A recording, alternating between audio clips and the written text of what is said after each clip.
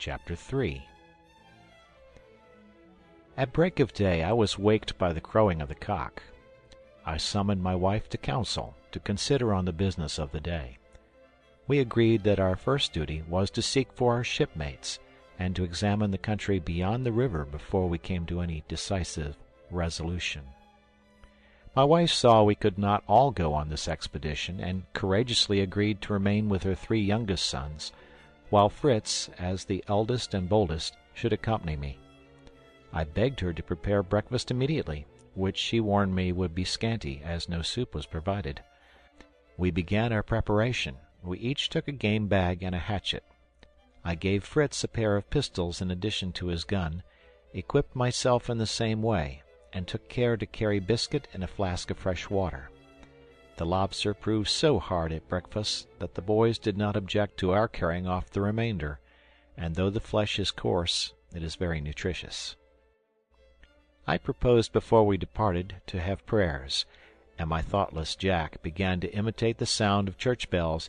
Ding dong, to prayers, ding dong. I was really angry, and reproved him severely for jesting about sacred things. Then, kneeling down, I prayed God's blessing on our undertaking, and his pardon for us all, especially for him who had now so grievously sinned.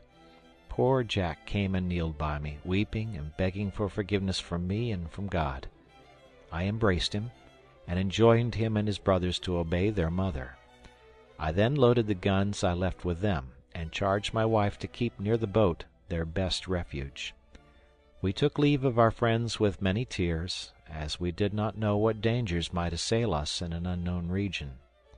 But the murmur of the river, which we were now approaching, drowned the sound of their sobs, and we bent our thoughts on our journey.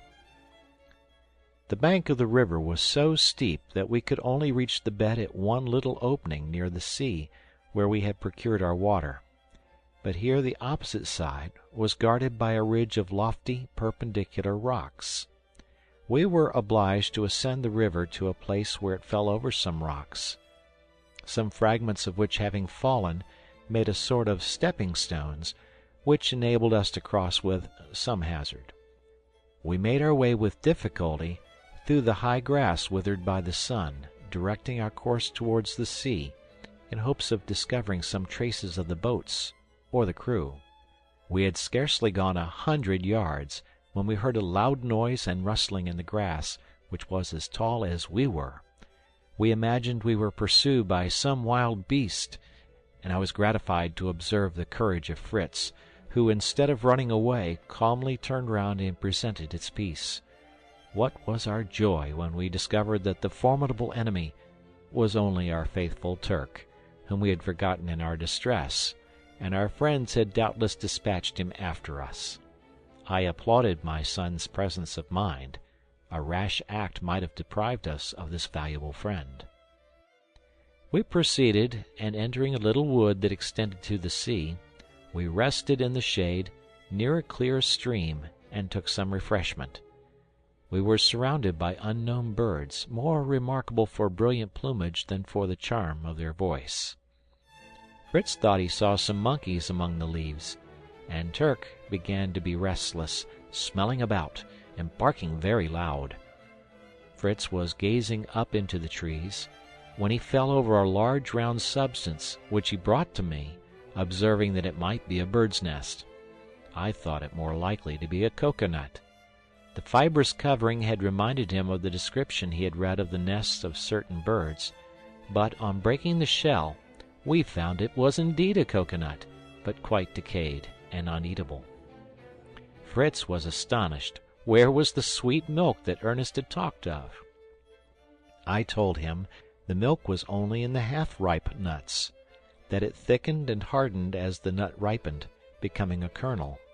This nut had perished from remaining above ground. If it had been in the earth, it would have vegetated and burst the shell. I advised my son to try if he could not find a perfect nut.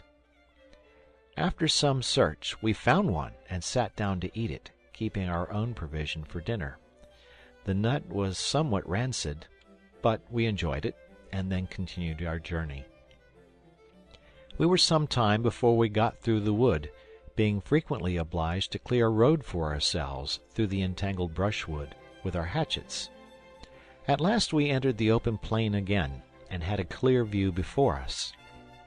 The forest still extended about a stone's throw to our right, and Fritz, who was always on the lookout for discoveries, observed a remarkable tree here and there, which he approached to examine, and he soon called me to see this wonderful tree with wens growing on the trunk. On coming up, I was overjoyed to find this tree, of which there were a great number.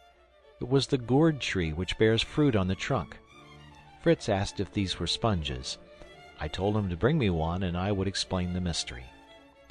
"There's one," said he, "very like a pumpkin, only harder outside." "Of this shell," said I, "we can make plates, dishes, basins, and flasks. We call it the gourd tree." Fritz leaped for joy. "Now my dear mother will be able to serve her soup properly." I asked him if he knew why the tree bore the fruit on its trunk, or on the thick branches only. He immediately replied that the smaller branches would not bear the weight of the fruit. He asked me if this fruit was eatable. "Harmless, I believe," said I, "but by no means delicate. Its great value to savage nations consists in the shell, which they use to contain their food, and drink, and even cook in it." Fritz could not comprehend how they could cook in the shell without burning it.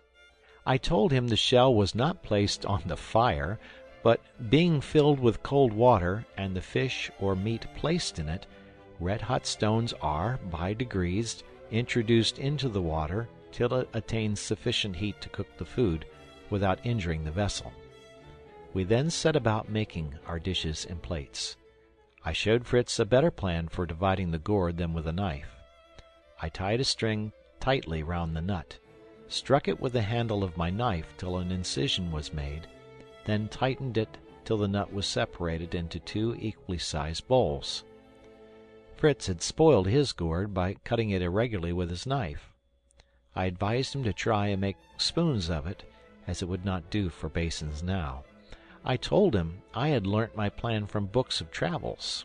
It is the practice of the savages, who have no knives, to use a sort of string made from the bark of trees for this purpose. "But how can they make bottles?" said he. "That requires some preparation," replied I.